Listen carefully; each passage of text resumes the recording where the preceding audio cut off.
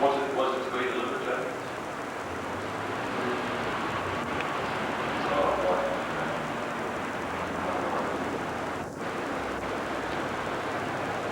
Well, it'll be there somewhere, man. We'll find it. It's Monday morning. Canada can worry about Monday morning. Okay. See you later.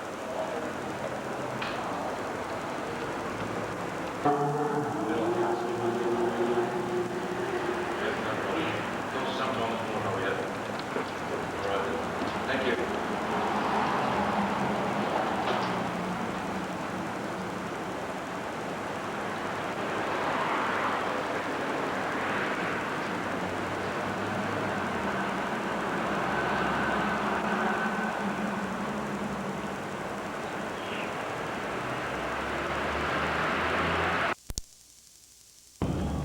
Very, very pretty area.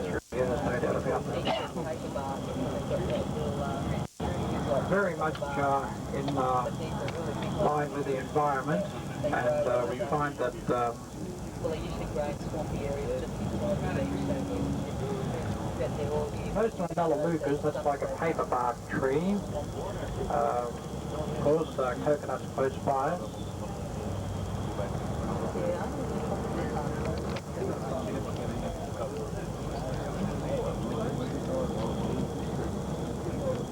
These are excellent specimens of the Melaleuca just hanging over the road here.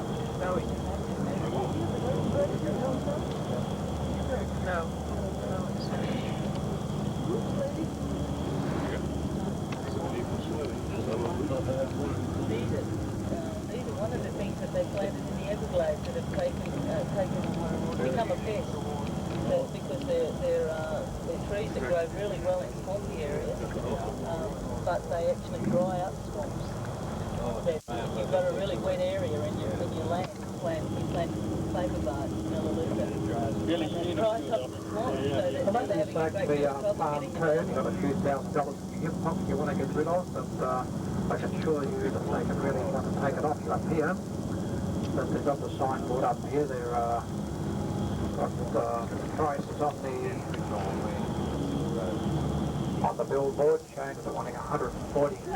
Stop so you can take a picture of him. Well, we move back a little bit. I'll block all of you for you then.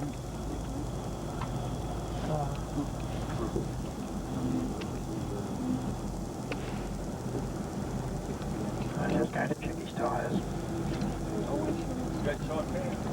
But we see Double Island, and the landmass behind Double Island, back there is Cape Grafton, and this is actually the start of Trinity Inlet, all this area right around. Down on our immediate right we see there Wangetty Beach, and a little pool of water into the right of the beach is the actual mouth area there of Hartley's Creek. May note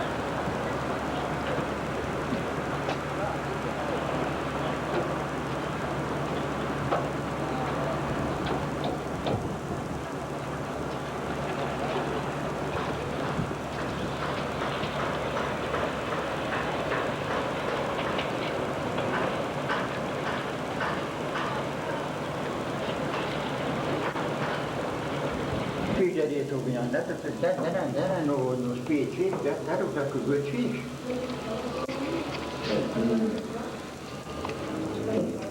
No, ja tényleg úgy, hogy das ist spécsik. Na, de szóval nekünk ne rúgtak kögöcsik, de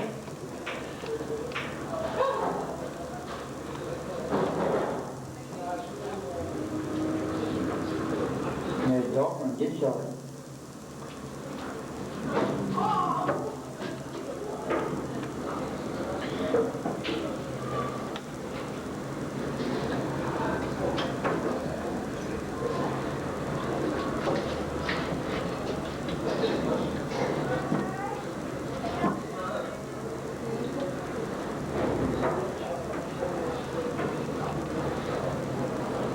Oh, that's good.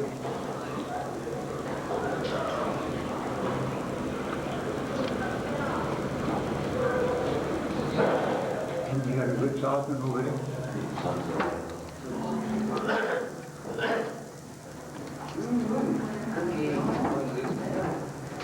I go in them before the spoon.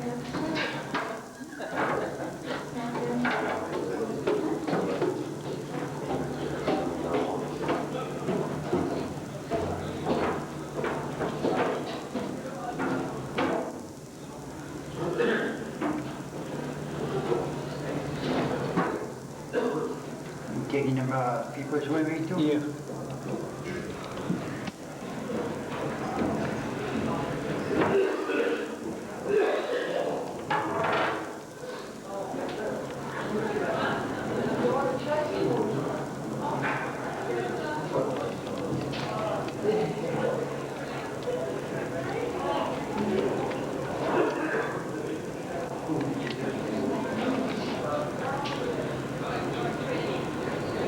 Yeah, they must feed the fish to keep them around you all the time.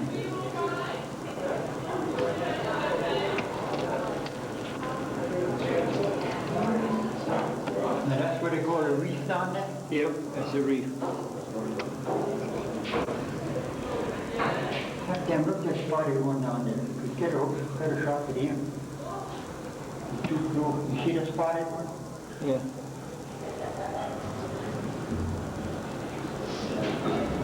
That's a good fish, yeah.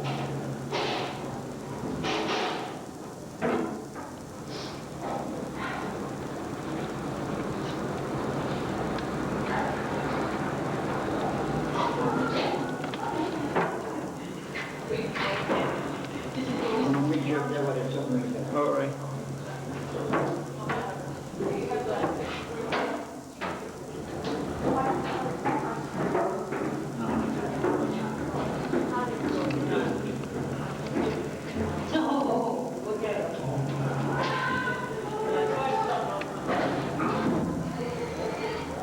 Were they throwing chicken bones there? Oh, Yeah, they're throwing the chicken bones.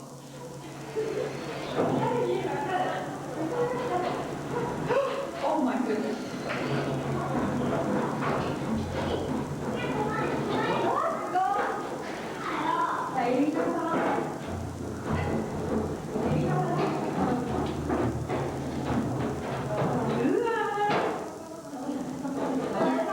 Rocks or stones on the barrier reef, everything you are viewing is a coral. Some 360 different species of coral, broken up into two groups, 300 being hard corals and 60 being the soft corals. We don't get too many of the soft corals growing out here on this exposed reef. The main reason is they only attach themselves.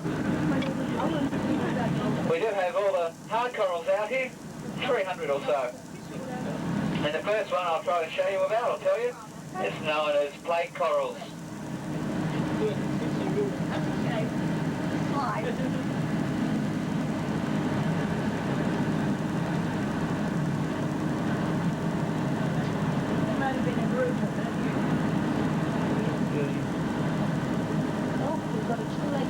These plate corals are away on our right-hand side. We'll see lots of them. They resemble just a dinner plate or in an oval shape. They are supported by a very small stem of calcium carbonate or limestone. And it is that calcium carbonate or limestone that is the skeleton of the coral polyp.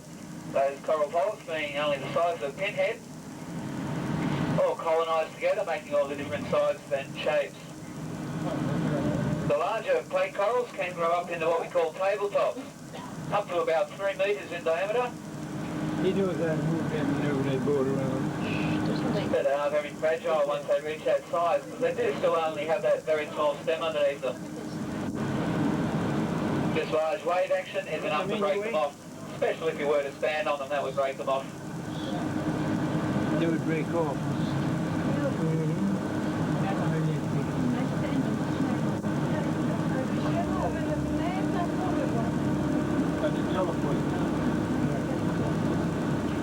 There's coming across another member of that same plate coral group. Be on down on the right hand side, just after we get around this little bombing.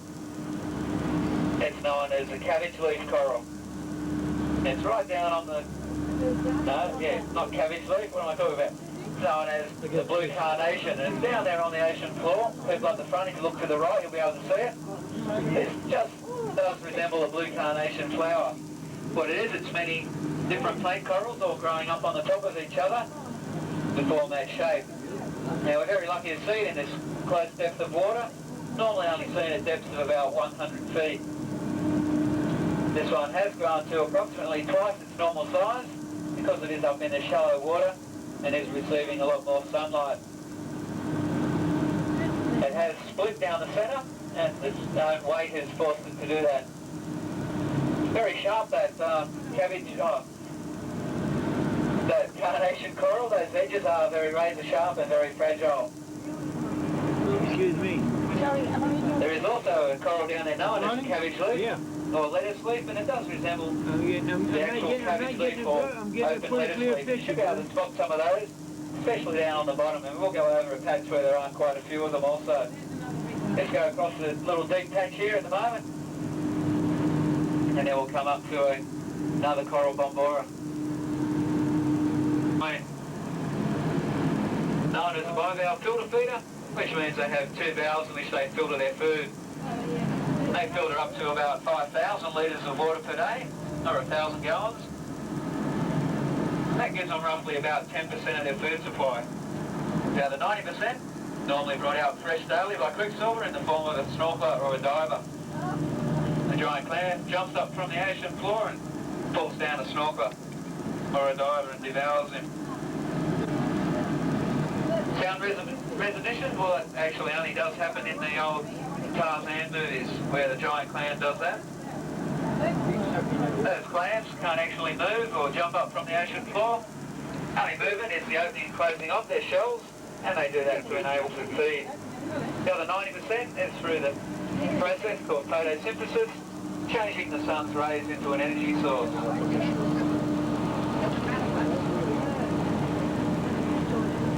Just right up beside the quicksilver at the moment, you might be able to look across and see the hull over there on the left.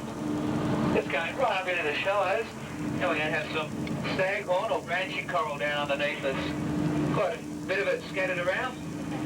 Staghorn as the staghorn deer antlers, not branching because it does resemble tree branches. That's the fastest growing of all the corals. Grows at a rate of 6 inches or 150 millimetres per year. Very fragile and comes in a lot of those different colours: yellow, gold, white tip, blue tip, and the electric blue, which is the all bright blue colour. Now, the slowest growing coral are these large structures that are just turning up on the left hand side, and there are a few on the right as well. These are known as boulder corals or stony corals. They only grow at a rate of 3 millimetres or 1/8 of an inch per year. It can grow up quite large. That one over on the left, we call that our underwater Ayers Rock. It's about 5 metres in diameter. What do you know with that damn place, huh? The outside surface of the boulder corals is very much like a rough sandpaper. It's the slowest growing, but is also the most hardiest of all the corals. Cool, I mean, they got just...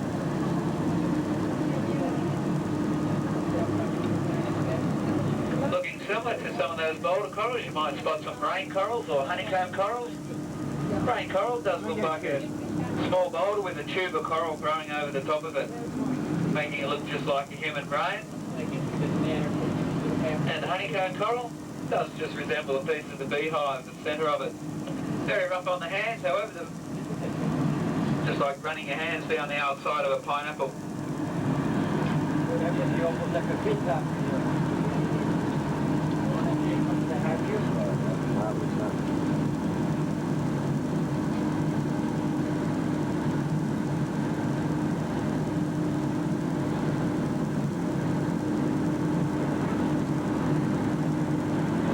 salt-like substance down there.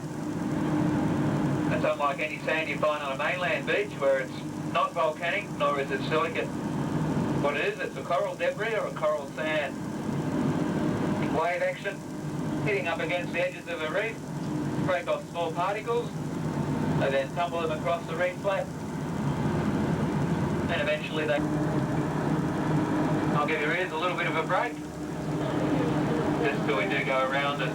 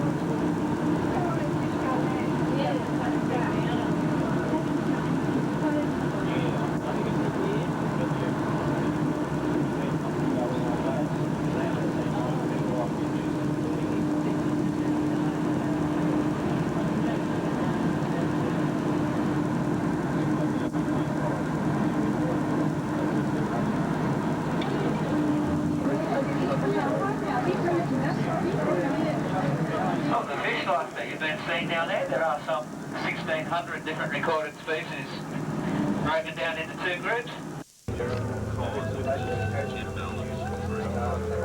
So it's been low commodity price, low metals price. We call them suckers. What is the major commodity or item that's imported? What do you call that key, that sucker that's coming up at the bottom of the pit? Yeah, we got...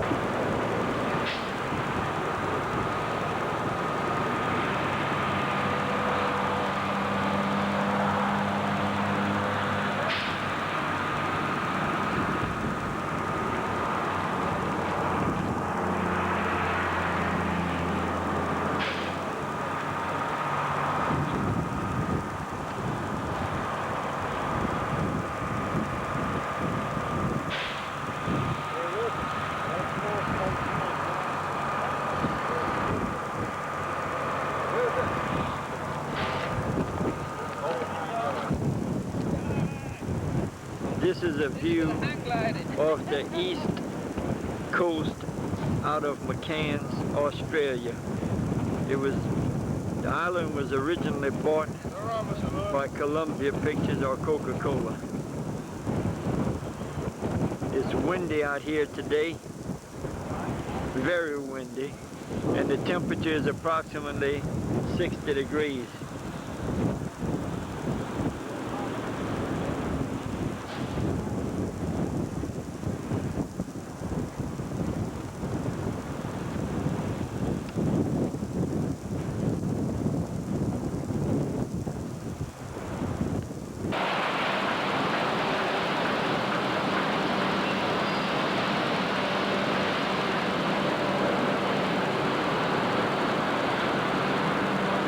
You're dumping the whole rail car into the carrier. This is at the Mossman Sugar Factory.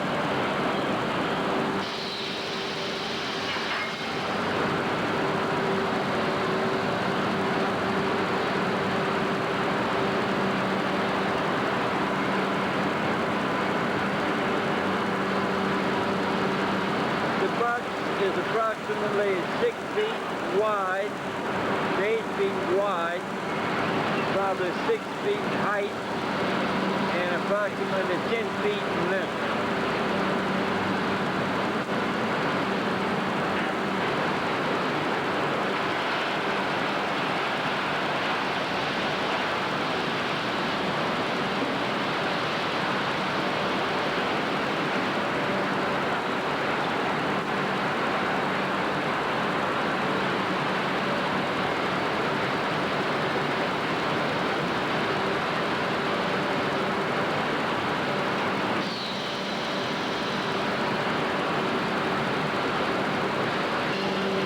Everything is computerized or automated into the cane handling, into the cane carrier. It's all done by limit or proximity switches, even the sensing device in the cane carrier. There's a cable that shuttles the cars back and forth.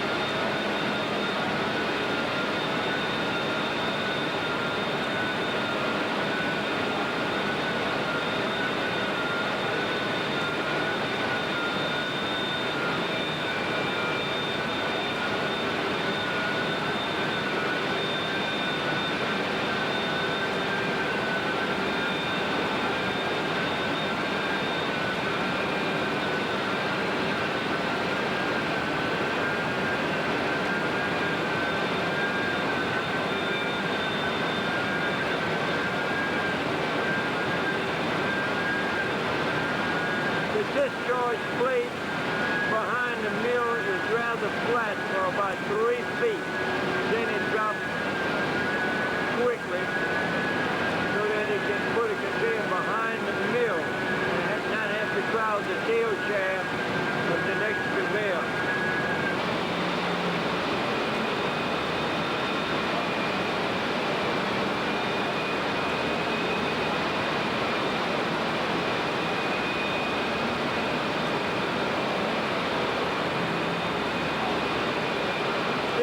The juice out of the boot with a side trough going into the cush drag.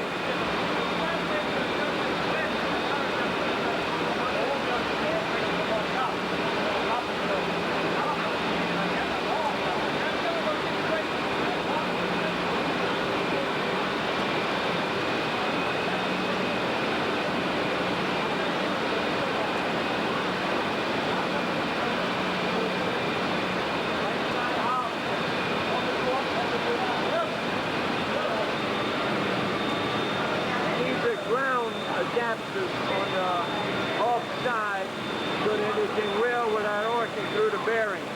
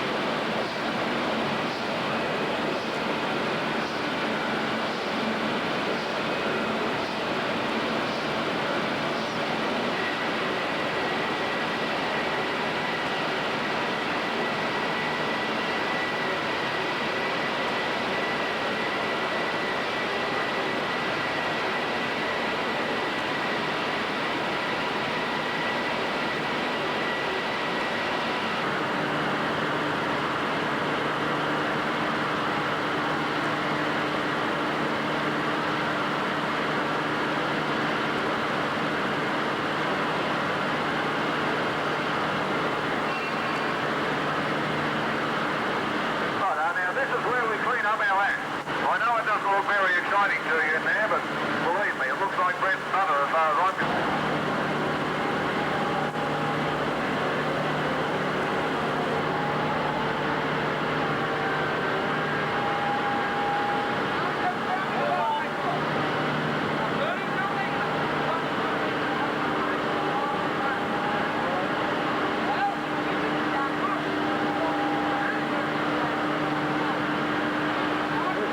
About 10 foot diameter and 40 feet in length. Yeah, yeah, you know.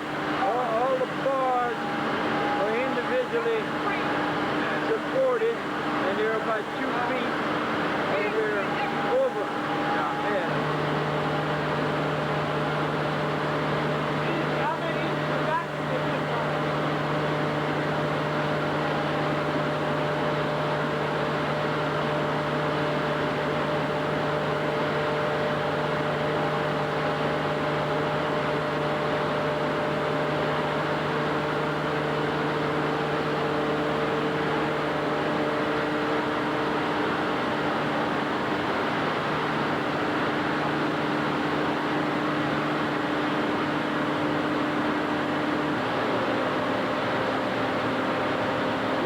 inside is approximately 32.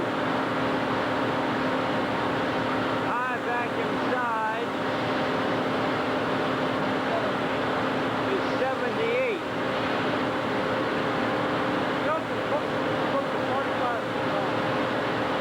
And approximately 12 feet in diameter.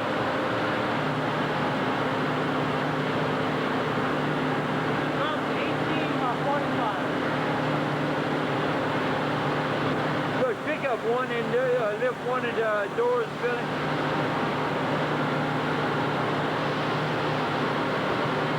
Doors are real easy to lift up. The weight has a sliding weight.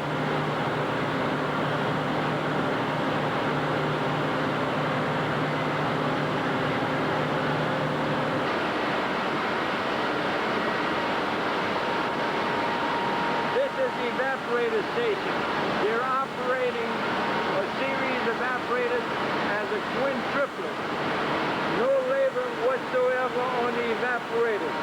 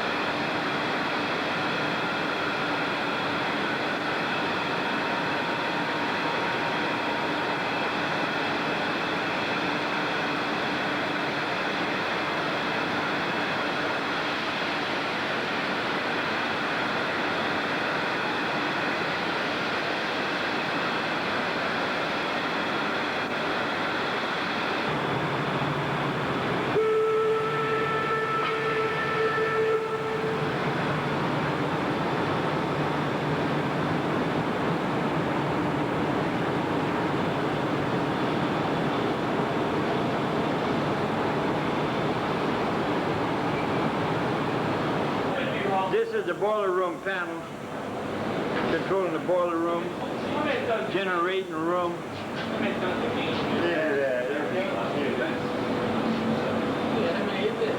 Fine controls, fine controls. You don't have that. You don't have that in there. The fine controls. That's classified that one. This is part of the boiler controls. I had to get this. That's sensing. That's the sensing devices.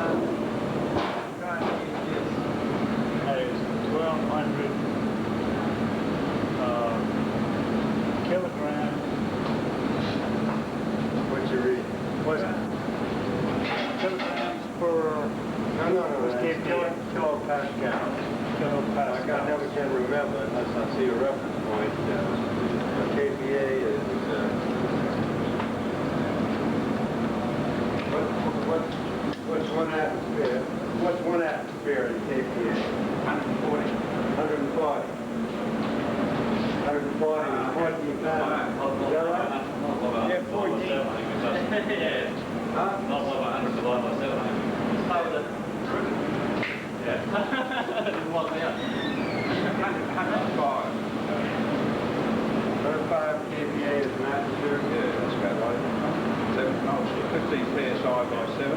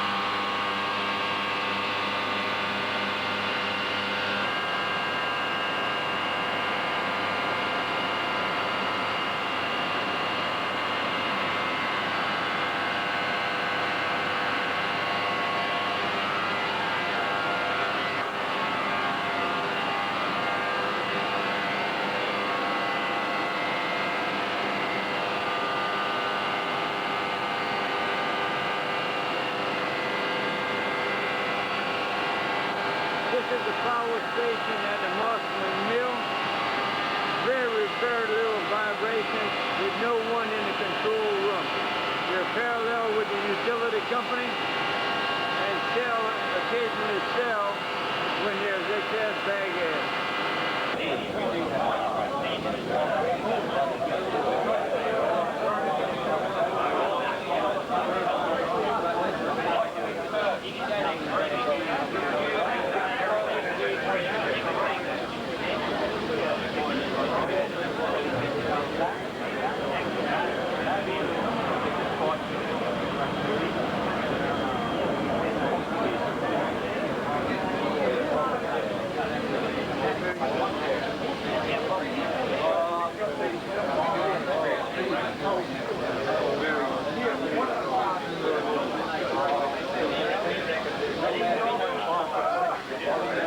These poor Louisiana farmers are really catching hell around here. Well, you got your audio on?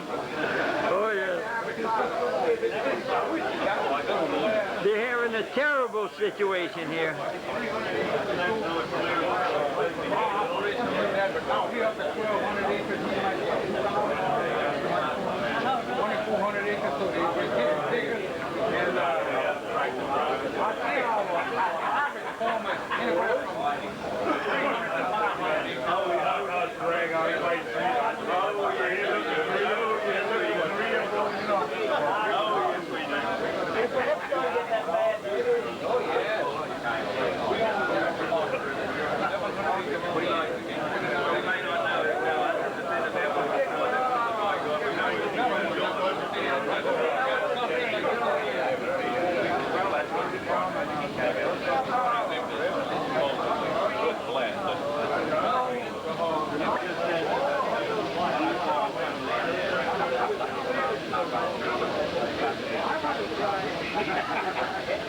This is the general manager cooking up for the barbecue. Go ahead. Go ahead. I'm a fool to fool top.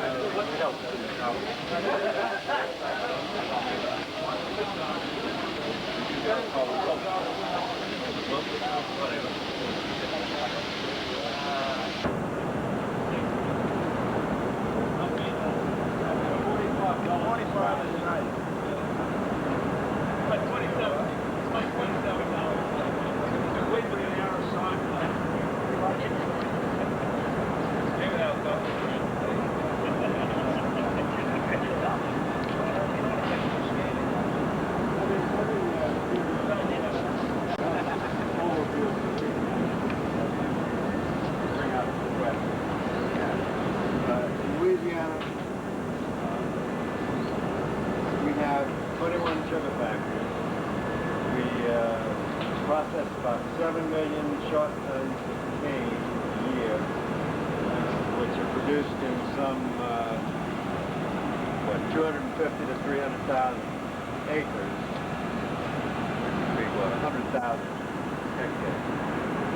The distinguishing feature of the Louisiana industry is short season. We're rather far north, which is the opposite of like being far south here, and every winter we're beset with freezes, which would kill the cane if the cane was still there. So the main objective of every factory is to get the cane harvested and ground or crushed.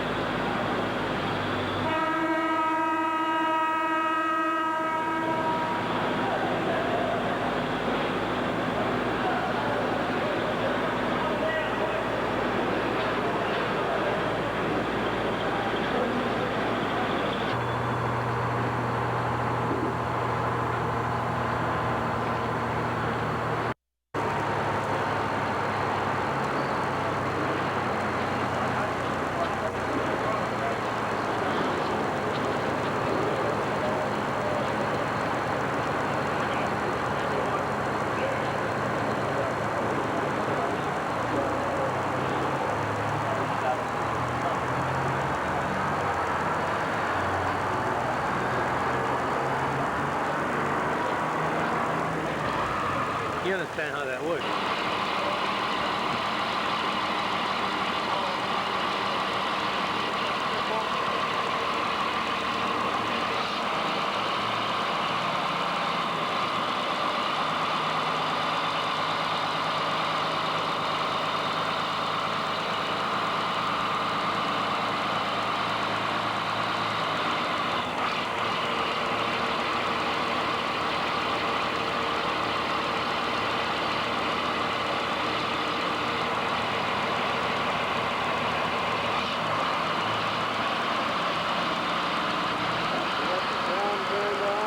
Yeah.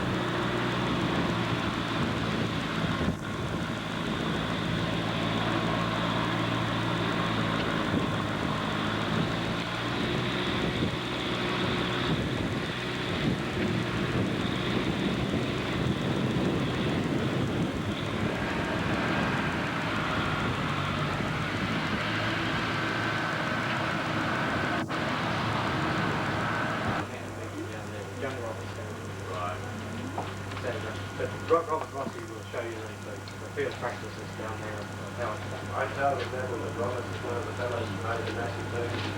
That's right. Hardest at work. Yeah, he did. He chopped to the pieces and kept all putting together again. He would be a massive man too. Oh yes, yes. I watched Robert for a couple of years first. And then it seemed to be the way to go. The cane was a couple of years prior to that, but it became almost impossible to get satisfactory. It became very expensive. We played with old school harvests for a while, and they had their limitations. The cane had to be presented in a very erect, favourable fashion. It was drawn down the old school harvests. But the concept of chopping it up, revolutionary, putting it in. Doesn't matter whether it sticks fast. Once you chop it into short pieces, it's straight. You can handle it.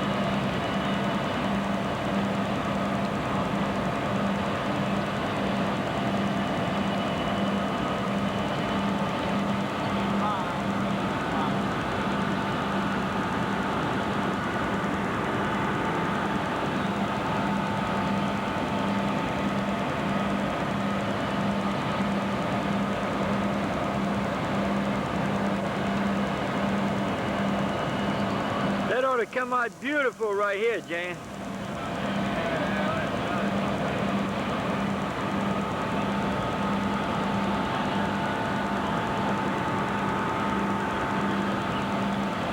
This is the administrative office to our left, and this is the mill in the due front of us. They're having a wet scrubber off of their boiler stack. Beautiful plume.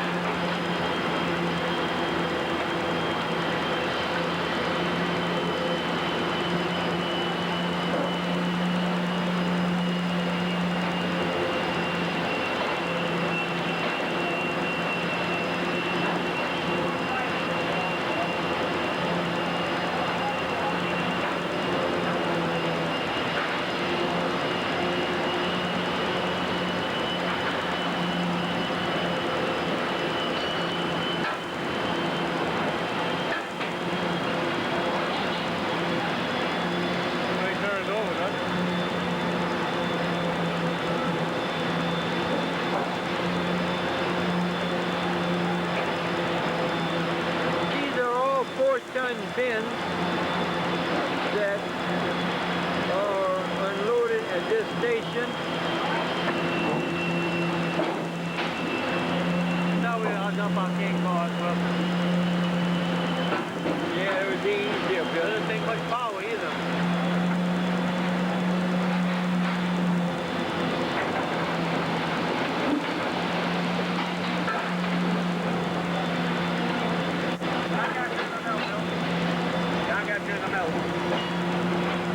I haven't done it yet. It's not going to happen.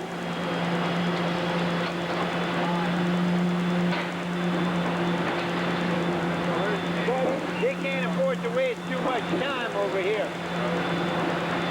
Come on.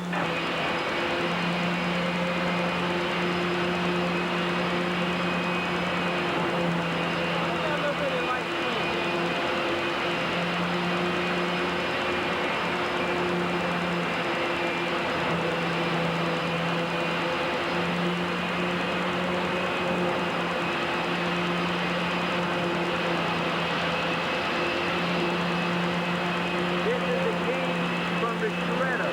They do not use a steel belt. They use a downward chute type drag instead of a belt after the shredder.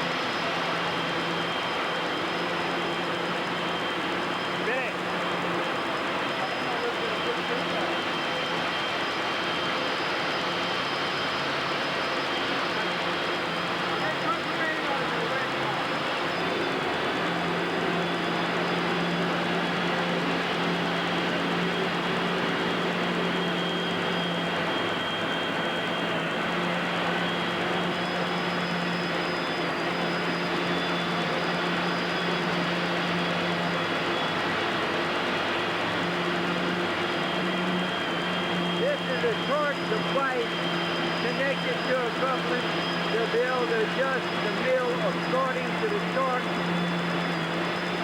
of the coupling. This is just the speed of the mill.